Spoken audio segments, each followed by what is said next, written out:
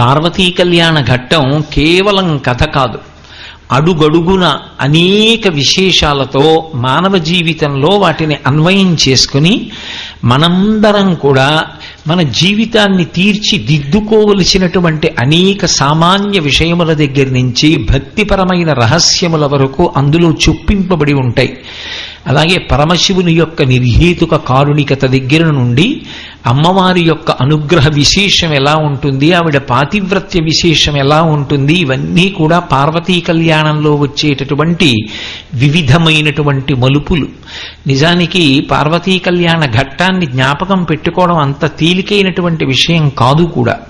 ఎందుకని అంటే అన్ని మలుపులు తిరిగి ఉంటుంది ఆ పార్వతీ కళ్యాణ ఘట్టం. అమ్మవారి యందు ఒక విశేషమైనటువంటి లక్షణం ఉంటుంది. ఆమె ఎంతమందికైనా కుమార్తెగా వస్తుంది. అసలు ఒక యథార్థం ప్రతిపాదించాలి అంటే ఎక్కడ ఆడపిల్ల పుట్టినా ఆ అమ్మవారి. ఎందుకని అంటే అందులో తెలుగులో ఆ మాట బాగా ఒదిగిపోతుంది. ఆడపిల్ల, ఆడ అంటే అక్కడ, అక్కడ పిల్ల ఇక్కడ పుట్టింది. ఏమిటి అక్కడ పిల్ల? ఆమె లక్ష్మి, ఆమె నిత్యానపాయని, ఆమె నారాయణుణ్ణి వెతుక్కుంటూ వెళ్ళిపోతుంది. కానీ మరి ఇక్కడెందుకు పుట్టింది అంటే ఆడపిల్ల యందు ఒక విశేష లక్షణం ఉంటుంది. 2 వంశములను తరింపచేస్తుంది. మగపిల్లవాడు ఎక్కడ పుట్టాడో అక్కడే తరింపచేస్తాడు. కానీ ఆడపిల్ల అలా కాదు, పుట్టినింటిని మెట్టినింటిని కూడా తరింపచేయగలిగినటువంటి లక్షణాన్ని పొంది ఉంటుంది. అందుకే ఆడపిల్ల యొక్క ప్రేమ, ఆడపిల్ల యొక్క సౌహార్ద్రత అసలు చాలా గొప్పవి. ఆడపిల్ల ఇంట్లో పుట్టకపోతే మాత్రం ఏమనుకోకండి, ఏదో చిన్న లోటు ఉన్నట్టు సుమా. ఎందుకంటే ఆ ప్రేమ వేరు, అసలు ఆ సౌకుమార్యం వేరు. ఎంత చొరవ తీసుకుని ననగారండి ననగారండి అని ఇలా వేలు చూపించి మాట్లాడినా ఆడపిల్లకే చెల్లుతుంది. ఆ ప్రేమ ఆమెదే, రాశీభూతమైనటువంటి ప్రేమ ఆడపిల్ల అంటే. అన్నదమ్ముడి పెళ్ళి అవుతుంటే వాళ్ళకి తృప్తి ఏమిటి అంటే వెనక కూర్చుంటే చాలు. ఆ పెళ్లి కొడుకు వెనక కూర్చుంటే ఏదో సార్వభౌమాధికారం పొందినంత సంతోషపడిపోతారు. అంత సౌకుమార్యం. ఎక్కడ ఆడపిల్ల ఉన్నా యథార్థానికి ఆమె లక్ష్మీస్వరూప అమ్మవారే. అందుకే అటువంటి ఆడపిల్ల ఇంట్లో పుట్టడం అంటే అమ్మవారు ఆ ఇంట్లో పుట్టడం కిందే భావన చేయవలసి ఉంటుంది. ఆ తల్లి ఎంతమందికైనా కూతురుగా వస్తూ ఉంటుంది. ఆ తల్లి యొక్క అనుగ్రహానికి హద్దు ఉండదు. భగవత్తత్వం స్త్రీ పురుష నపుంసకమూర్తియును కాక, తిర్య కమర నరాది మూర్తియును కాక, కర్మ గుణ భేద సదసత్ప్రకాశి కాక, వినుక నన్నియుతానగు విభుతలంటూ అంటారు పోతన గారు భాగవతంలో. నిజానికి భగవంతుడు స్త్రీయా పురుషుడా నపుంసకుడా ఎవరు అంటే వీటన్నిటికీ అతీతమైనవాడు. మీరు ఎలా చెప్తే అలా ఆయన కారుణ్యము మాత్రము ప్రకాశిస్తూ ఉంటుంది అందులో. అందుకే ఆ తల్లి కారుణ్యానికి హద్దు లేదు. కలలోనన్మున్నెరుంగని మహాకష్టాత్ముడైనట్టి దుర్బలుడాపత్సమయంబునన్ నిజపదాబ్జాతంబు ఉల్లంబునం తలపన్ అంతని వచ్చి ఆర్తిహరుడై తన్నైన ఇచ్చున్ సునిశ్చల భక్తి భావములన్ భజించు వారికిడడే సంపద్విశేషోన్నతుల్ అంటారు. కలలో కూడా భగవన్నామస్మరణం చెయ్యనటువంటి వాడు కూడా గొప్ప ఆపదలో ఇరుక్కున్నప్పుడు పరమ ఆర్తితో భగవంతుణ్ణి స్మరించినంత మాత్రం చేత పరుగు పరుగున వచ్చి అవతలవాడి యొక్క ఆపద తీర్చగలిగినటువంటి పరమకరుణామూర్తి. అందుకే ఆర్తో జిజ్ఞాసురర్థార్థి జ్ఞానీచ భరతర్షభ. నా భక్తులు 4 విధాలుగా ఉంటారు. పరమ ఆర్తి కలిగినప్పుడు వాళ్ళు నన్ను ప్రార్థన చేస్తారు. అప్పుడు నేను కాకపోతే ఎవరు వెళ్ళి ఆదుకుంటారు అన్నాడు ఆయన. భగవానుడు అంతటి ఉదార స్వభావంతో ఉంటాడు. అదే పుంస్వరూపంగా చెప్పినా స్త్రీ స్వరూపంగా చెప్పినా అన్వయం. అందుకే అమ్మవారు నాకు కూతురుగా వస్తే బాగుండును అని కేవలం త్రికరణ శుద్ధిగా ఒక్కసారి భావన చేసినంత మాత్రం చేత కూడా ఆమె కుమార్తెగా వచ్చింది. తపించి ఈమె మాకు కుమార్తెగా కావాలి అని అడిగిన వారి యొక్క కడుపున కూడా కుమార్తెగా జన్మించింది. ఒకప్పుడు కాత్యాయన మహర్షికి కుమార్తెగా వచ్చింది. వచ్చి కాత్యాయని అని పేరు పెట్టుకుంది. ఆ పేరు పెట్టుకోవడంలో కూడా చమత్కారం ఏమిటంటే తండ్రి యొక్క కీర్తిని ఉద్దీపింపచేస్తూ ఉంటుంది తప్ప అది కేవలం ఏదో ఒక పేరు పెట్టుకోవడం కోసం పెట్టుకున్న పేరు కాదు. ఒకప్పుడు జనక మహర్షికి కుమార్తెగా వచ్చింది. ఆమె జానకి అని పేరు పెట్టుకుంది. ఒకప్పుడు ఆకాశరాజుకి కుమార్తెగా వచ్చింది. వచ్చి పద్మావతి అని పేరు పెట్టుకుంది. ఒకనొకనాడు హిమవంతునికి కుమార్తెగా వచ్చింది. హైమవతి అని పేరు పెట్టుకుంది. ఒకప్పుడు భృగు మహర్షికి కుమార్తెగా వచ్చింది. భార్గవి అని పేరు పెట్టుకుంది. ఒకప్పుడు దక్ష ప్రజాపతికి కూతురుగా వచ్చింది. దాక్షాయణి అని పేరు పెట్టుకుంది. ఆమె ఎంతమందికైనా కుమార్తెగా వస్తుంది. యథార్థమునకు ఎవరి ఇంట ఆడపిల్ల ఉన్నా పరదేవత యొక్క స్వరూపమే. కానీ ఎంతమందికైనా కూతురవుతుంది. కానీ ఆమెకి భర్త మాత్రం ఒక్కడే. పరమేశ్వరుడు వినా వేరొకరిని ఆమె భర్తగా మాత్రం అంగీకరించదు. సరికదా, ఎవరైనా ఒకవేళ అమ్మవారి దగ్గరికి వెళ్ళినప్పుడు నేను నీ కుమారుడునన్న భావనతో వెళ్లకుండా నేను పురుషుడనన్న భావనతో వెళ్ళి నిలబడితే ఆమె యొక్క కన్నులు ఎర్రపడతాయిట. శివే శృంగారార్ధ్రా తదితరజనే కుత్సనపరా సరోషా గంగాయాం గిరిశచరితే విస్మయమతి హరాహిభ్యో భీతా సరసిరుహ సౌభాగ్యజననీం సఖీషు స్మేరాతే వయజనని దృష్టి సకరుణ అంటారు శంకరాచార్యుల వారి సౌందర్యలహరిలో. శివే శృంగారార్ధ్ర, పరమశివుని పట్ల ఆమె కన్నులు ఎప్పుడూ కూడా శృంగార రసం చేత ఆర్ధ్ర తడితో ఉంటాయిట. తదితరజనే, నేను పురుషుడనన్న భావనతో వచ్చి ఆమె వద్ద నిలబడినటువంటి వారిని చూసినప్పుడు కుత్సనపరా, ఆమె యొక్క కళ్ళల్లో రౌద్రరసం కనపడుతుందిట. కన్ను ఎర్రబడుతుంది. అమ్మా నేను నీ కుమారుణ్ణమ్మా అని నిలబడిన వారి వంక చూసి ఆమె కన్నులలోంచి కరుణారసం ఒలుకుతుందిట. ఆమె లోకమునకంతటికి మాతృమూర్తి, ఒక్క పరమేశ్వరునకు ఇల్లాలు. అందుకే ఆమె శివకామ సుందరి. శివునకు ఆమె ఇల్లాలు. అందుకే ఆమె యొక్క బాహ్య సౌందర్యాన్ని, ఆమె అందాన్ని చూసి మెచ్చుకోవలసిన వాడెవరు అంటే శంకరుడు ఒక్కడే. మనకందరికీ అఖిలాండేశ్వరి, ఆ తల్లి మనందరికీ తల్లి. అది ఆ తల్లి యొక్క వైభవం. ఆమె మహాపతివ్రత. ఆమె ఎంత గొప్పది కానివ్వండి, తనంత తానుగా ఎంతటి నిర్వహణ సమర్థురాలు కానివ్వండి, ఆమె మాత్రం పరమశివుని యొక్క ఇల్లాలు అనిపించుకోవడానికి ఉన్నటువంటి ప్రీతి కేవలము తనంత తాను ఒక స్వతంత్ర ప్రతిపత్తి కలిగిన దానిగా కీర్తింపబడడంలో ఆవిడికి ఆ అందం ఉండదు. ఆవిడికి ఆ ఇచ్చగింపు కూడా ఉండదు. అందుకే మీరు గమనించండి, సౌందర్యలహరిలో అమ్మవారి యొక్క వైభవాన్ని అంత ప్రస్తుతి చేసిన శంకరాచార్యుల వారు సౌందర్యలహరి చివరికి వస్తుండగా అమ్మవారి యొక్క స్వరూప విశేషాన్ని చెప్తూ ఒక మాట అంటారు. మహామాయా విశ్వం భ్రమయసి పరబ్రహ్మ మహిషి అంటారు.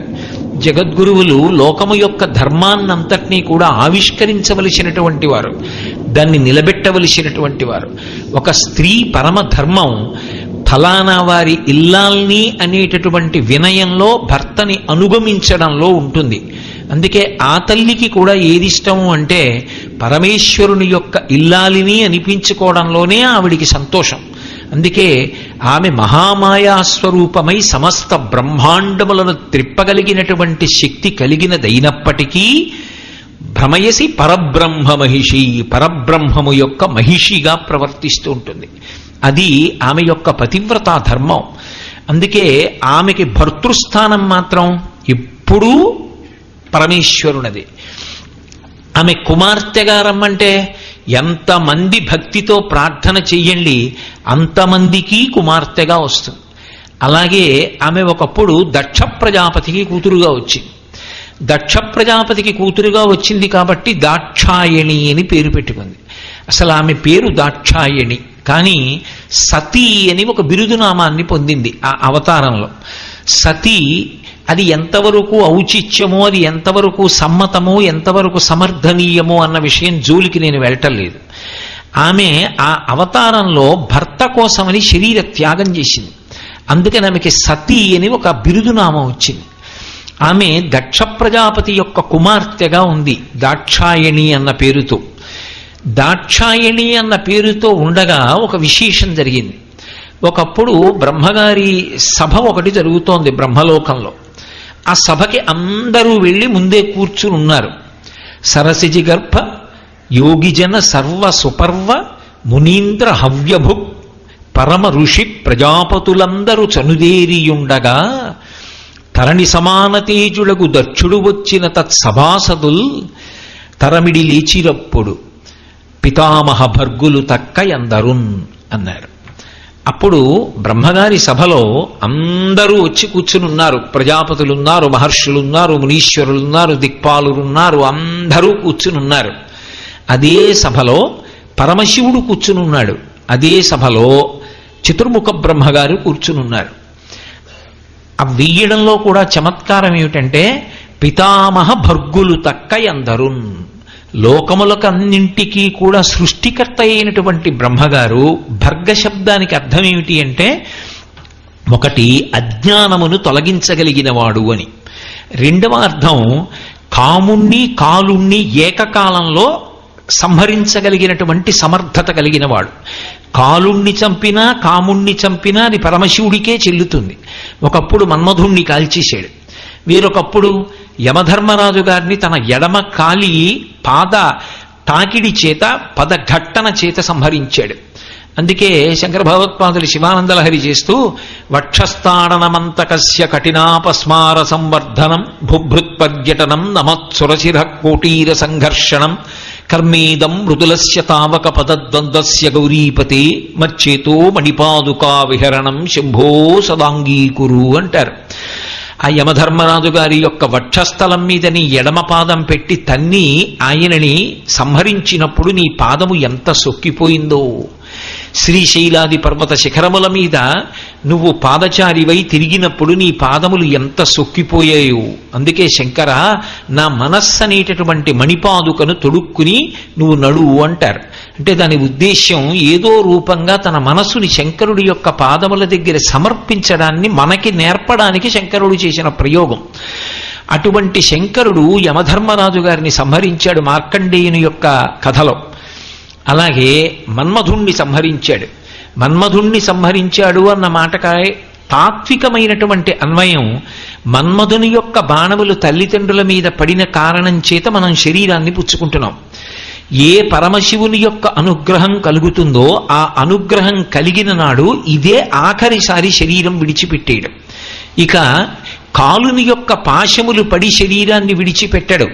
ఇక యమధర్మరాజు గారితో చర్చ ఉండదు.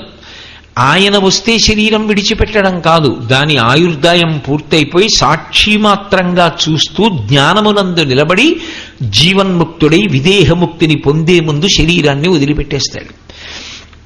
ఓం త్రయంబకం యజామహే సుగంధిం పుష్టివర్ధనం ఉర్వారుకమివ బంధనాన్ మృత్యోర్ముక్షీయమామృతాత్ అంటారే. దోసపండు తీగ నుంచి విడిపోయినంత అలవోకగా జీవుడు శరీరం నుండి విడుదలైపోతాడు. అలా ఆయన యొక్క అనుగ్రహము కలిగిన నాడు అది చిట్ట చివరిసారి శరీరం విడిచిపెట్టడం. ఇంకొకసారి పుట్టడు. కాముని యొక్క బాణములకు పునర్జన్మ స్వీకారం అన్న మాట రాదు. అంటే ఇక మళ్లీ పుట్టవలసినటువంటి అవసరం లేని పునరావృత్తి రహిత శాశ్వత శివ సాయుజ్య స్థితిని ఇవ్వగలిగినటువంటి దక్షుడు శంకరుడు. అటువంటి దక్షుడు భర్గుడు అన్న నామంతో కీర్తింపబడుతూ ఉంటాడు. అక్కడ సభలో ఉన్నటువంటి వాళ్ళు మిగిలిన వారితో కలిపి సరసిజ గర్భ ఆ బ్రహ్మగారు, అలాగే మహానుభావుడైనటువంటి భర్గుడు పరమశివుడు కూడా ఉన్నారు. ఉండగా ఆ తరణి సమాన తేజుడగు దక్షుడు వచ్చిన దక్ష ప్రజాపతి సభాప్రవేశం చేస్తున్నాడు. ఎవరు దక్ష ప్రజాపతి? ఆయనకి ప్రజాపతి ఒక పదవి. ఆ పదవి కల్పింపబడింది, ఆ పదవి అసంగబడింది. ఎవరి చేత? చతుర్ముఖ బ్రహ్మగారి చేత ఇవ్వబడింది. ఒక్కొక్కరికి ఒక్కొక్క విచిత్రమైనటువంటి లక్షణం.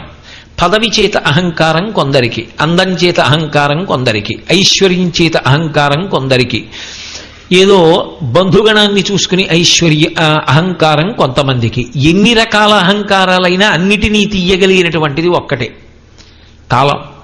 ఆ కాలము ఈశ్వర స్వరూపం. మాకురు ధనజన యవ్వన గర్వం హరతి నిమేషకాల సర్వం మాయామయమిదమఖిలం హిత్వా బ్రహ్మపదం త్వం ప్రవిశ విదిత్వా అంటారు శంకర్లు. కాలమునందు అహంకారమునకు ఏ కారణమున్నా ఆ కారణము తీసేస్తుంది. కాలము అంత బలవత్తరమైనటువంటి స్వరూపము. అందుకే అది పరమేశ్వరుని యొక్క నడకగా వర్ణింపబడింది. అగ్నిముఖంబు పరాపరాత్మకమాత్మ కాలంబు గతి రత్నగర్భ పదము శ్వసనంబు నీయుర్పు రసన జలేశుండు దిశలు కర్ణంబులు దివము నాభి సూర్యుండు కందులు శుక్లంబు సలిలంబు జఠరంబు జలధులు చెదలు శిరము సర్వౌషధులు రోమచేము శల్యంబు లద్రులు మానసమృతకరుండు చందములు ధాతువులు ధర్మ సమితి హృదయమాస్య పంచకముపనిషదాహ్వయంబైన నీరూపు సరసత్వమై శివాఖ్యయై స్వయం జ్యోతి అయ్యొప్పు వాద్యమగుచు అంటారు. కాబట్టి శివుని యొక్క నడకయే కాలము. ఆ కాలమునందు ఆయన దేన్నైనా తొలగతోసేస్తాడు, దేన్నైనా తీసేయగలడు. అటువంటి పరమశివుడితో ఒక దేహ అనుబంధం ఒకటి ఏర్పడింది, దేహ సంబంధం. ఇది ఒక విశేషం. ఆయనకి శివుడు అల్లుడవలేదు. ఆయనకి శివుడు అల్లుడవడం అనేది ఎందువల్ల జరిగింది అంటే అమ్మవారి అనుగ్రహం చేత జరిగింది. అక్కడ ఉన్నటువంటి విషయ రహస్యాన్ని మీరు జాగ్రత్తగా గమనించాలి. ఆవిడ మహాకారుణ్యమూర్తి, ఆయన కూడా అంతే. ఆమె తత్వం ఏమి అంటే ఎంతమందికైనా కుమార్తెగా వస్తుంది, ఒక్క భగవంతునికే ఇల్లాలు. అందుకనే ఆమె దక్ష ప్రజాపతికి కూతురుగా వచ్చింది. అడిగాడు కనుక నీవు నా కుమార్తెగా రావాలని. ఇప్పుడు ఉద్ధరింపబడ్డాడు, జగన్మాతకి తండ్రి అయ్యాడు. ఎంత అదృష్టం! కరాగ్రీణ స్పృష్టం తృహిణగిరిణ అంటారు శంకర భగవత్పాదులు. చేత్తో ఇలా గడ్డం పట్టుకుని అమ్మ కొంచెం అన్నం తినవు అని బతిమాలాడు హిమవంతుడు. ఎంత భాగ్య విశేషం! నేను తండ్రిని అని లోకాలకన్నిటికీ ఆ తల్లి అన్నపూర్ణగా అన్నం పెడుతుంది. అందరికీ అన్నం పెట్టేటటువంటి తల్లి గడ్డం పెట్టుకుని అమ్మా కొంచెం అన్నం తినవు, బువ్వ తినమ్మా, అమ్మ మాట వినమ్మా అని బతిమాలాడు. అమ్మవారికి తండ్రిగా రావడం అంటే అదో గొప్ప అదృష్ట విశేషం. కానీ అమ్మవారి యొక్క తత్వరహస్యం ఏమి అంటే ఆమె ఎక్కడ ఉన్నా ఆయనే భర్త. అందుకని పరమశివునికి ఇల్లాలైపోయింది మళ్ళీ. కానీ ఆయనేమనుకున్నాడంటే శంకరుడు నా అల్లుడు, శంకరుడు నా అల్లుడు కనుక నేను మామగారిని కనుక నేను ఆయనకి పితృపంచకంలో ఒకండి కనుక నేను కనపడితే ఆయన లేచి నిలబడాలి. ఎంత విచిత్రమైన ఆలోచన ధోరణి చూడండి. ఒక్కొక్క సందర్భంలో కొన్ని చాలా చమత్కారంగా ఉంటాయి. అవతల ఆయన చాలా మహానుభావుడని తెలుసు, అవతల ఆయన పరమ భాగవతోత్తముడని తెలుసు. ఆయన్ని బాధ పెట్టడం కానీ ఆయన మనకి ఏదో చెయ్యాలని కోరుకోవడం కానీ చాలా దోషభూయిష్టం అని తెలుసు. ఇన్ని తెలిసి ఆయన కూతుర్ని పెళ్లి చేసుకున్నారనుకోండి, ఆయన మా వియ్యంకుడండి అందుకని మాకు బూడిగం చెయ్యొద్దా అని ఓ ఆలోచన వస్తుంది.